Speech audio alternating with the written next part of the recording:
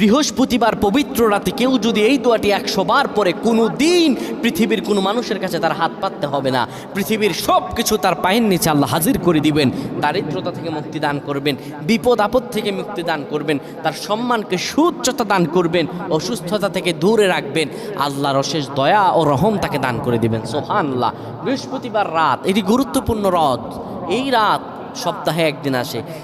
আরবিতে রাত আগে আসে, দিন পরে আসে। সুতরাং বৃহস্পতিবারের যে দিন গিয়ে রাত, এটি বৃহস্পতিবার রাত নয়, এটি শুক্রবারের রাত, এটি জুমাবারের রাত, এটি দোয়া কবুলের রাত, আল্লাহর কাছাকাছি হওয়ার রাত। সুবহানাল্লাহ। এই বৃহস্পতিবার রাত আল্লাহ তাআলা বান্দার দোয়া কবুল করেন। কেউ যদি বৃহস্পতিবার রাতে ঈশা নামাজের পরে পবিত্র হয়ে ইয়া হাইয়ু ইয়া হাইয়ু ইয়া হাইয়ু ইয়া রফিয়ু ইয়া রফিয়ু ইয়া রফিয়ু এই দোয়াগুলো পড়তে পারে 100 বার, আল্লাহ রাব্বুল আলামিন